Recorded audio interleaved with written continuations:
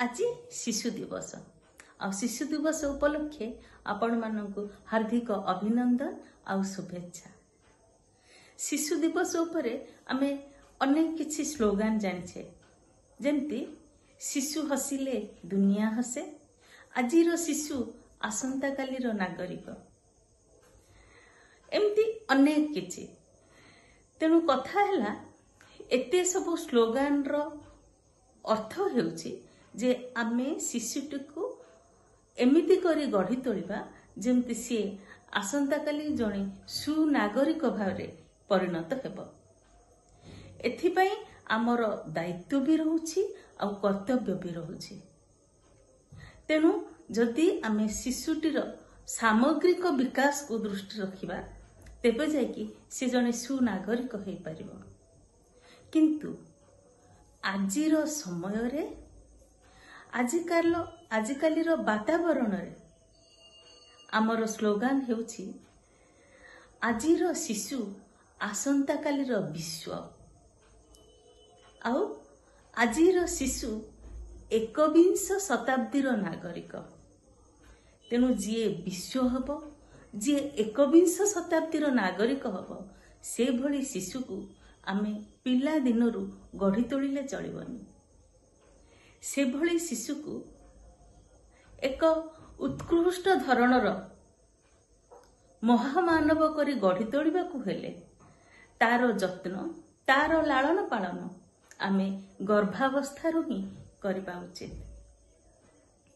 आउ जदि सूक्ष्म भावरे देखिबा आम मानकर कर्तव्य होउछि गर्भधारणर पूर्व प्रस्तुति ठारू आरंभ करिबा उचित।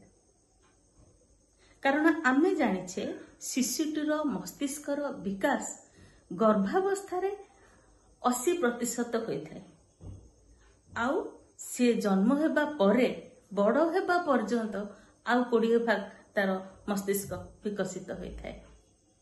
तेणु आमे गर्भाधान समयरू शिशुटीर सामग्रिक विकास आड़को दृष्टि देबा दरकार। आमे जानिछे माटी जो आहार निये गर्भावस्थारे सेही आहाररू शिशु तार आहार निये।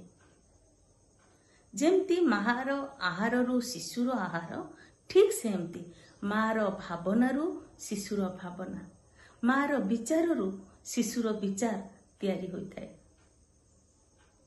आउ मार बापार भावना आउ विचारर प्रभाव शिशुर अवचेतन मनरे सबकॉन्शियस माइंड रे भी पड़ी थाए। एथिपाई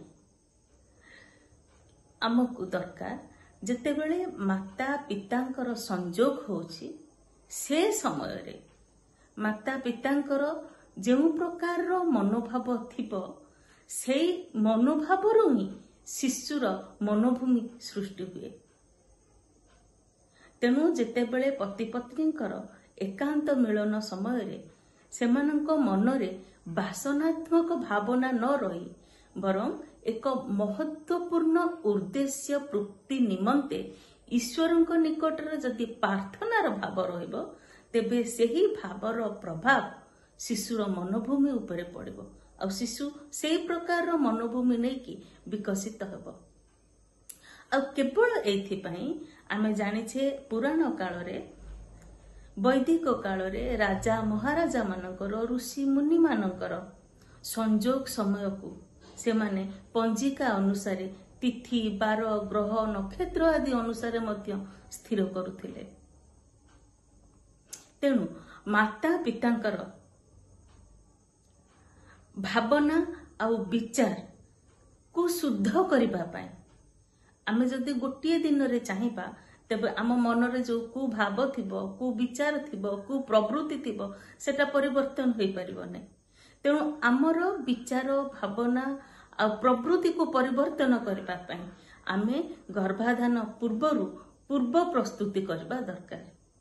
कारण जदि आमे गोटे आम भितरे जे कोनस धर कुकर्म कु अभ्यास अछि ताको जदि आमे परिवर्तन करबा को चाहिबा गोटे सु अभ्यास को आमे आम भितरे गतिशील करैबा को चाहिबा तेबे आमे अनेक दिन बहु दिन पर्यंत से कार्यटुकु जदि जारी करिबा विधिवत भावे तेबे ताहा बहु दिन परे आम अभ्यास रे परिणत हो आ जते बेले सेई कर्मटा आमर अभ्यास रे परिणत हो सेते बेले ताहा आमर अवचेतन मन बा सबकॉन्शियस माइंड रे ताहार प्रभाव पकाइबो आ बहु दिन पर्यंत आमे जदि आमर अभ्यास टाकु जारी रखिबा तेबे सेटा आमर संस्कार रे परिणत होइजबो।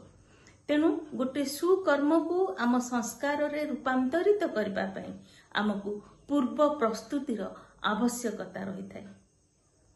तेबे जाय कि आमर बा पति पत्नी मिलन समय रे गोटे सुविचार आ सुभावर जागृत हो पारि थाए। सेहीपरि गर्भाधान समय रे मध्य गर्भावस्था समय रे मध्य पति पत्नी विचार मनोभाव भावना आहार विहार आदिर प्रभाव शिशु उपरे पूर्ण रूप से पड़ी थाए। जदि आहुरी सूक्ष्म भाव में आमे विचार करबा तेबे जानिबा जे एपिजेनेटिक्स आमर दिनचर्या आहार विहार वातावरण आ परिवेश रो प्रभाव या उपरे पड़ी थाए।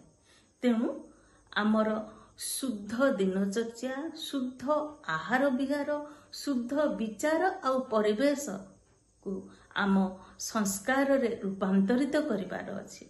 सेथिपई आमको पूर्व प्रस्तुतिर आवश्यकता अछि। जदि गोटे फसल को आमे उपजैबा पई चाहिबा तेबे सेथिपई आमको दरकार गोटे क्षेत्र आ बीज आ से क्षेत्र आ बीज उभय उत्तम होइथिबा आवश्यक उत्तम संस्कार रे संस्कारित होइथिबा आवश्यक। ठीक सही परी गोटे सुसंस्कारवान पिला पाई सुसंस्कारवान शिशु पाई उभय माता पितांकर आहार विहार भावना विचार गुण कर्म स्वभाव आउ वातावरण ए सबु गुड़िक उत्तम बा सुसंस्कारित होइथिबा आवश्यक। एहा परे शिशुटी संस्कारवान होइकि जन्म हुए तापरे आरंभ होची जन्म हेबा परे आमर कर्तव्य कौन जन्म हेबा परे मध्य ताहाको आमे उत्तम शिक्षा आ विद्या देबा दरकार आ समय समय रे ताहाको संस्कार द्वारा अनुप्राणित करा जिबा दरकार। माटी तार गर्भस्थ शिशु को 9 मास पर्यंत निज गर्भरे धारण करे और निजर जीवन तत्व द्वारा ताहार पालन पोषण करे। एहा परे भी जन्म ठारू पुणी किशोर अवस्था पर्यंत मध्य शिशुटी ता माँ पाखरे ही रही थाए। तेणु सबु प्रकार रो विचार भावना रो प्रभाव बापा मांकर शिशु उपरे पड़ी थाए। आ जेतेबेले शिशुटी बड़ हुए सेतेबेले ताहार संस्कार एमिति हेई थाए ताकू जो प्रकार संस्कार आमे देई थाउ सेही प्रकार संस्कार को से संसार भितर अन्वेषण करे आ ताकू ग्रहण करबा पई से सेही दिग को ढली थाए। शिशुटी रो मनोभाव हो गुण कर्म हो स्वभाव हो गोटे साधा कागज परी आमर कर्तव्य आमर दायित्व आमे से साधा कागज उपरे कौन लिखिबा कला साहिरे लिखिबा बा रंगीन कलाकृति करबा ताकू आमे किपरि गढ़ी तोलिबा सेटा आमर कर्तव्य आ आमर दायित्व। तेणु शिशु हसिले दुनिया हसे ठीक कथा शिशु को हसैबार दायित्व शिशु को विकसित करिबार दायित्व तार शारीरिक मानसिक सामाजिक आत्मिक विकासशीलतार दायित्व सब आम उपरे तेबे जाई शिशु हसिबो आ तापरे आमे हसिबा। तेणु यथार्थरे कह जाइछि माता निर्माता भवति। तेणु माता जदि चाहिबो से जो रूप रे तार शिशु को गढ़ी तोलिबा पई चाहिबो सेही परि प्रयास जदि सी गर्भाधान समय रु जारी रखिबो तेबे जाई आमे गोटे सुसंस्कारवान पिलाटीए पाई परिबो ଆଉ ଗୋଟେ ସଂସ୍କାରବାନ ପିଢ଼ିର ଅବତରଣ ହେଇପାରିବ। ଆଉ ତେବେ ଯାଇ ଆମର ଧରାରେ ସ୍ୱର୍ଗର ଅବତରଣ ହେଇପାରିବ, ମାନବରେ ଦେବତ୍ୱର ପ୍ରତିଷ୍ଠା ହୋଇପାରିବ। ଶିଶୁ ଦିବସର ପୁଣି ଥରେ ସମସ୍ତଙ୍କୁ ବହୁତ ବହୁତ ଶୁଭେଚ୍ଛା ଆଉ ଅଭିନନ୍ଦନ।